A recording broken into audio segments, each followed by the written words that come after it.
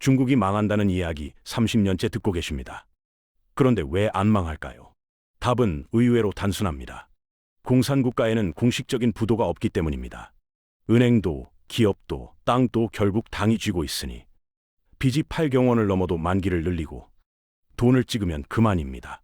대신 그 빚은 14억 인민의 예금과 노동으로 조용히 녹아내리고 있습니다. 중국은 폭발하지 않습니다. 세계 2위 경제 대국이 한순간에 무너지는 게 아니라 내수가 얼어붙고 자본이 빠져나가며 서서히 말라가고 있는 겁니다. 90년대 일본의 잃어버린 30년을 부자가 되기도 전에 맞이한 셈입니다. 문제는 이 거대한 시장이 쪼그라들수록 소화 못한 물량이 전 세계로 쏟아진다는 점인데, 자유가 멈춘 제국이 어떻게 말라가는지 함께 살펴보겠습니다. 2024년 노벨 경제학상 수상자 데런 S. 모글루는 단호하게 말했습니다. 착취적 정치체제는 반드시 실패한다고. 그런데 중국은 30년째 버티고 있습니다. 1990년대 초부터 서방 학자들은 중국 붕괴론을 외쳤고, 2000년대에는 부동산 버블 경고가 쏟아졌으며 2020년대에는 헝다 사태로 종말이 코앞이라 했죠. 그러나 중국은 망하지 않았습니다. 여기서 핵심을 짚어야 합니다. 서구식 시장 경제에서 부도란, 채무자가 빚을 갚지 못할 때 채권자가 법원에 파산을 신청하고 자산이 경매로 넘어가는 절차를 뜻합니다. 그런데 공산국가에서는 이 시스템 자체가 작동하지 않습니다. 은행도 국가 소유, 토지도 국가 소유, 기업 상당수도 국유기업이니까요.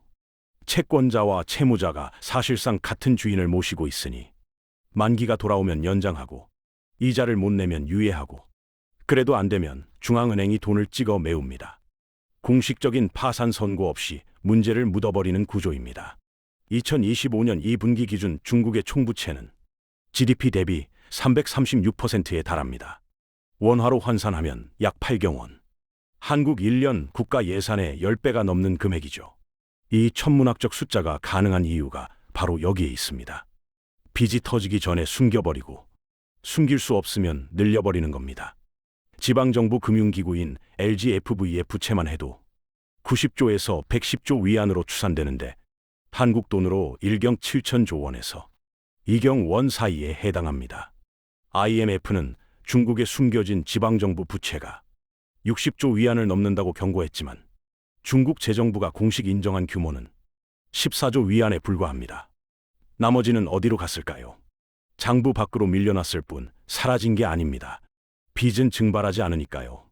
누군가의 손해로 전환될 뿐입니다. 그 누군가가 바로 14억 인민입니다. 국가가 부도를 막는 대신 그 비용은 예금 금리 하락과 자산 가치 폭락, 그리고 일자리 실종이라는 형태로 인민에게 전가되고 있습니다. 공식적인 파산 선언은 없지만 실질적인 구매력이 녹아내리는 보이지 않는 부도가 진행 중인 셈이죠. 중국이 안 망하는 게 아닙니다. 망하는 방식이 다를 뿐입니다. 그렇다면 8경원이라는 빚더미는 구체적으로 누구의 주머니에서 메워지고 있는 걸까요? 중국 경제의 심장부는 부동산입니다. 가계 자산의 70% 이상이 부동산에 묶여 있고, 지방정부 재정 수입의 40%가 토지 매각 대금에서 나오죠. 그런데 이 심장이 2021년부터 멈추기 시작했습니다. 헝다그룹이 400조 원의 빚을 지고 쓰러졌고, 2023년에는 비구이 위안이 251조 원 규모의 채무 불이행을 선언했습니다. 2025년 8월 헝다는 홍콩 증시에서 16년 만에 상장 폐지되었는데, 한때 중국 최대 부동산 기업이었던 회사가 역사 속으로 사라진 겁니다. 부동산 가격 하락은 단순한 자산 손실이 아닙니다. 중국인에게 집은 저축이자 노후 대비이자 자녀 교육 자금이니까요. 베이징이나 상하이의 평범한 아파트 한 채가 수십억 원에 달하는 상황에서 가격이 20% 빠지면 평균 직장인 월급 수십 년치가 공중으로 사라지는 셈입니다. 70개 주요 도시 중 절반 이상에서 신규 분양 가격이 하락하고 있고, 기존 주택 시장은 더 심각합니다. 팔고 싶어도 살 사람이 없는 거죠. 지방정부의 상황은 더욱 암울합니다. 토지가 안 팔리니 재정 수입이 끊겼고, 그동안 인프라 건설에 쏟아부은 빚은 그대로 남아 있습니다. 2025년 기준 지방정부 채권 발행 규모만 10조 위안, 한국 돈으로 약 2천조 원을 넘어섰습니다. 중앙정부는 30조 위안 규모의 부채 교환 프로그램을 추진하고 있지만 이는 빚을 갚는 게 아니라 새 빚으로 헌 빚을 메우는 돌려막기에 가깝습니다. 빚의 총량은 줄지 않고 만기만 뒤로 밀리는 거죠. 결국 이 부담은 두 가지 경로로 인민에게 전가됩니다. 첫째, 예금 금리 하락입니다. 중국 주요 은행들의 예금 금리는 1%대로 떨어졌고 물가 상승률을 고려하면 실질 금리는 마이너스입니다. 은행에 돈을 맡기면 오히려 손해를 보는 구조인 거죠. 둘째, 공공 서비스 축소입니다. 지방정부가 빚 갚기에 급급하니 의료, 교육, 인프라 유지에 쓸 돈이 없습니다. 세계 2위 경제 대국의 평범한 시민들이 체감하는 삶의 질은 숫자가 보여주는 것과 전혀 다른 방향으로 흘러가고 있습니다. 그리고 이 고통을 호소하려는 목소리는 철저히 틀어막히고 있습니다. 2022년 4월 중국 허난성의 마을은행 4곳이 갑자기 예금 인출을 중단했습니다. 시스템 유지 보수라는 공지 한 장이 전부였죠. 수십만 명의 예금자가 자신의 돈을 찾지 못하게 된 겁니다. 사람들이 정저우시로 모여들어 항의하자 당국은 전례 없는 조치를 취했습니다. 시위 참가자들의 스마트폰 건강 코드를 빨간색으로 바꿔버린 거죠. 코로나 방역 체제 하에서 빨간 코드는 확진자를 의미했고 이들은 이동 자체가 불가능해졌습니다. 내 돈을 찾으러 갔다가 디지털 감옥에 갇힌 셈입니다. 감염병 통제 시스템이 시민 통제 시스템으로 변질된 순간이었습니다. 같은 해 7월 그래도 모여든 수천 명의 예금자들이 대규모 시위를 벌였습니다. 당국의 대응은 무력 진압이었죠. 흰색 방호복을 입은 사복 경찰들이 시위대를 에워싸고 물리력을 행사했습니다. 워싱턴 포스트는 이를 중국 금융 시스템에 대한 신뢰가 무너지는 장면이라고 보도했습니다. 이 은행들에 묶인 예금 규모는 약 400억 위안, 한국 돈으로 7조 6천억 원에 달했습니다. 평범한 직장인이 평생 모은 돈이 한순간에 증발한 거죠. 부동산 시장의 부실 공사 문제도 같은 패턴을 따릅니다. 분양 대금을 내고 몇 년을 기다렸는데 아파트가 완공되지 않는 사례가 전국적으로 속출했습니다. 피해자들이 목소리를 높이면 당국의 첫 반응은 문제 해결이 아니라 입막음이죠.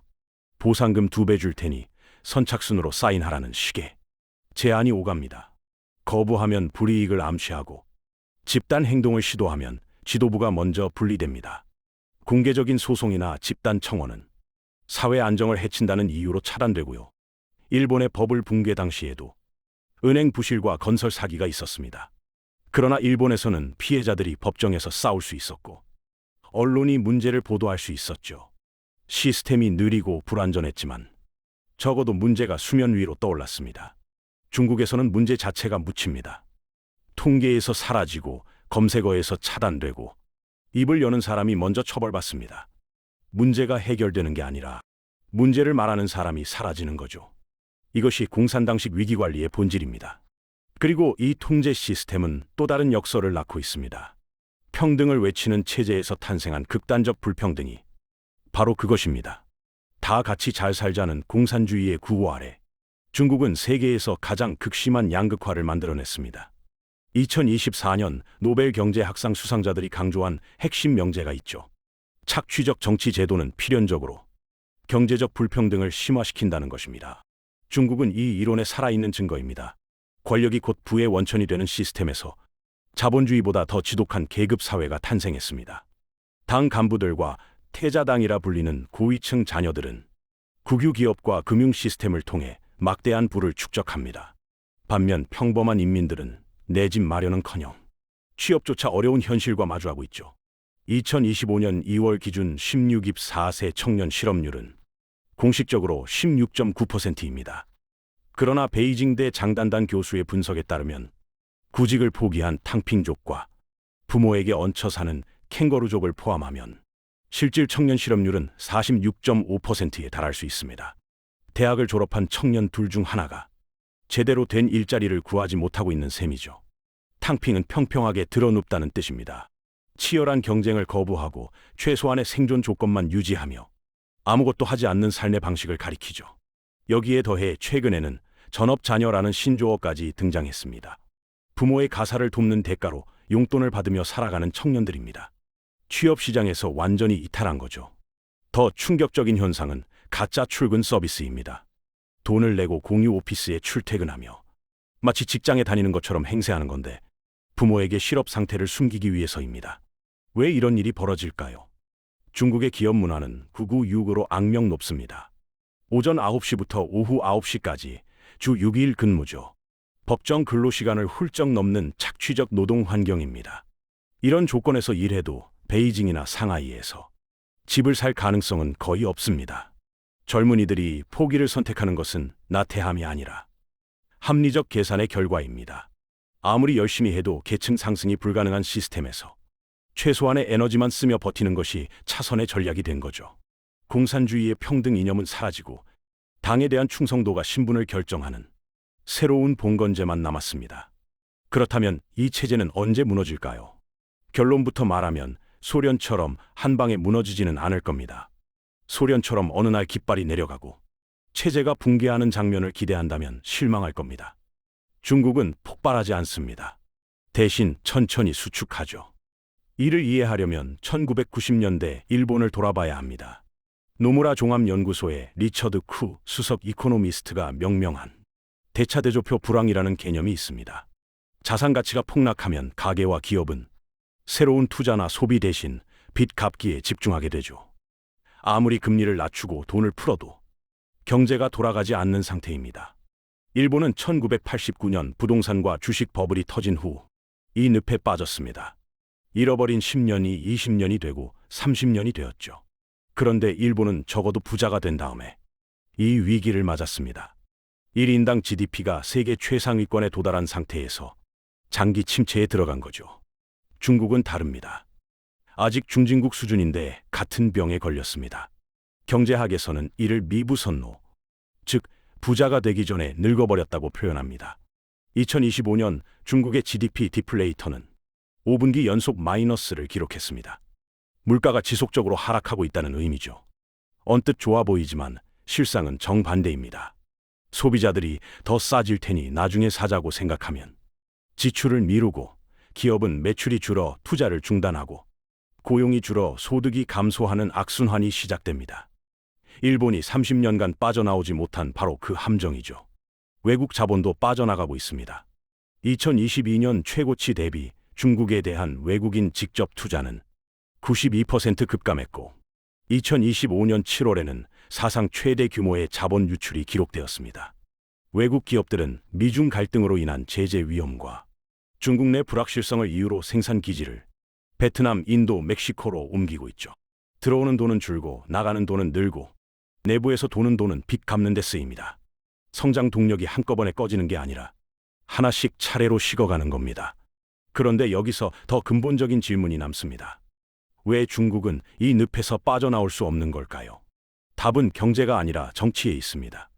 중국 경제의 가장 치명적인 약점은 부채도, 부동산 버블도 인구 감소도 아닙니다. 자유의 부재입니다.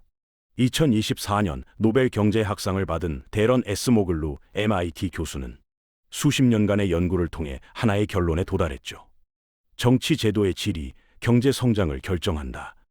착취적 제도는 단기적으로 빠른 성장을 만들어낼 수 있지만 장기적으로는 반드시 한계에 부딪힙니다. 창조적 파괴가 불가능하기 때문입니다. 과거 중국의 성장 모델은 단순했습니다. 선진국의 기술을 도입하고 값싼 노동력으로 제품을 찍어내고 수출로 외화를 벌어들이는 방식이죠. 이 모델에서는 통제가 오히려 효율적일 수 있습니다. 자원을 한 곳에 집중하고 이견을 억누르고 빠르게 실행하는 거죠. 그러나 추격이 끝나고 최전선에 서야 할 때 이 시스템은 작동을 멈춥니다. AI와 반도체의 시대에는 개인의 창의성이 경쟁력의 원천입니다. 어떤 길이 맞는지 아무도 모르는 상황에서 수많은 시도와 실패가 허용되어야 하죠. 중국에서는 이것이 불가능합니다. 2020년 마윈 알리바바 창업자는 당국의 금융정책을 비판한 후 공개석상에서 사라졌습니다. 엔트그룹의 사상 최대 규모 IPO는 상장 직전에 취소되었죠. 2021년에는 사교육 산업 전체가 하룻밤 사이에 사실상 폐쇄되었고 게임 산업에 대한 규제로 텐센트 시가총액 수백조 원이 증발했습니다. 기업가들이 배우는 교훈은 명확합니다. 너무 커지면 위험하다. 눈에 띄면 표적이 된다. 에스모글루 교수는 2014년 인터뷰에서 이미 경고했습니다. 중국의 정치 제도가 경제 성장의 발목을 잡을 것이다. 그의 예측은 10년이 지난 지금 현실이 되고 있습니다. 미국과의 기술 패권 경쟁에서 중국은 반도체 자급에 천문학적 자금을 쏟아붓고 있지만 최첨단 공정에서의 격차는 오히려 벌어지고 있죠. 돈만으로는 혁신을 살 수 없기 때문입니다. 혁신은 실패해도 괜찮다는 안전망, 다른 생각을 해도 처벌받지 않는다는 확신, 성공하면 그 과실을 빼앗기지 않는다는 신뢰에서 나옵니다. 중국 시스템은 이 모든 것의 반대편에 서 있습니다. 문제는 이 거대한 경제가 침몰하면서 주변으로 파편을 튀긴다는 점입니다. 중국 내부의 침체는 중국만의 문제로 끝나지 않습니다. 세계 2위 경제대국이 기침을 하면 전 세계가 감기에 걸리죠. 특히 우려되는 현상이 있습니다. 디플레이션 수출입니다. 내수가 얼어붙어 국내에서 물건이 안 팔리니 중국 기업들은 생산을 줄이는 대신 해외로 헐값에 물량을 밀어내고 있습니다. 철강, 태양광 패널, 배터리, 전기차 등 주력 산업 전반에서 이 현상이 나타나고 있죠. 2025년 7월 시진핑 주석은 이례적으로 자국 산업의 과잉 생산을 공개 비판했습니다. 전기차와 태양광 산업의 출혈 경쟁이 한계에 달했다는 방증이죠. 중국 정부는 구조조정 계획을 발표했지만 이미 쏟아져 나온 물량은 세계 시장을 교란하고 있습니다. 이유는 중국산 전기차에 대한 반보조금 조사에 착수했고 태양광 기업에 대한 조사도 진행 중입니다. 미국은 중국산 철강과 플라스틱에 반덤핑 관세를 검토하고 있고요. 한국 기업들에게 이는 직접적인 위협입니다. 이 차전지 시장에서 중국 업체들의 공격적인 가격 인하가 계속되고 있고 태양광 산업은 이미 중국에 시장을 내준 지 오래죠. 철강, 석유화학 등 전통 제조업도 중국산 저가 제품과의 경쟁에서 수익성이 악화되고 있습니다. 중국이 국내 과잉 생산 문제를 해결하지 못하는 한 이 덤핑 압력은 계속될 겁니다. 더 근본적인 문제는 글로벌 디플레이션 압력입니다. 중국산 초저가 제품이 세계 시장에 쏟아지면 물가 상승률이 낮아지죠. 언뜻 소비자에게 좋아 보이지만 각국의 기업들은 가격 경쟁에서 밀리고 수익이 줄고 고용과 투자를 줄이게 됩니다. 중국의 내수 침체가 전 세계 경제의 활력을 빨아들이는 구조인 거죠. 거대한 코끼리가 쓰러지면서 사방으로 파편을 튀기고 있습니다. 그리고 우리는 그 파편의 사정거리 안에 있습니다. 중국은 극적으로 망하지 않을 겁니다. 소련처럼 어느 날 깃발이 내려가고 체제가 뒤집히는 장면은 오지 않을 가능성이 높습니다. 대신 거대한 통제망 안에서 서서히 굳어가겠죠. 부채는 늘어나고 인구는 줄고 자본은 빠져나가고 젊은이들은 눕고 혁신은 억눌립니다. 피가 한 번에 터지는 게 아니라 산소가 조금씩 줄어드는 방에 갇힌 것과 같습니다. 밖에서 보기엔 멀쩡해 보여도 안에서는 천천히 질식하고 있는 거죠. 문제는 그 과정에서 날아오는 파편입니다. 중국은 우리나라 수출의 약 20%를 차지하는 최대 교역국이죠. 중국 내수가 살아나지 않으면 우리 기업들의 매출도 타격을 받습니다. 동시에 중국 기업들의 덤핑 공세는 우리 제조업의 수익성을 갉아먹고 있고요. 양쪽에서 압박이 오는 구조입니다. 반도체와 이 차전지에서 기술 우위를 유지하면서도 중국 시장 의존도를 낮추는 이중 과제가 놓여 있습니다. 에스모글루 교수의 연구가 던지는 메시지는 한국에도 유효합니다. 장기적 번영은 포용적 제도에서 나옵니다. 창의성과 도전이 보상받는 시스템, 실패해도 다시 일어설 수 있는 안전망, 권력이 경제를 좌우하지 못하게 하는 견제와 균형. 이것이 혁신 경제의 토양입니다. 중국이 가지지 못한 것, 우리가 지켜야 할 것이죠. 자유가 멈춘 제국은 서서히 말라가고 있습니다. 그 옆에서 우리는 어떤 선택을 해야 할까요?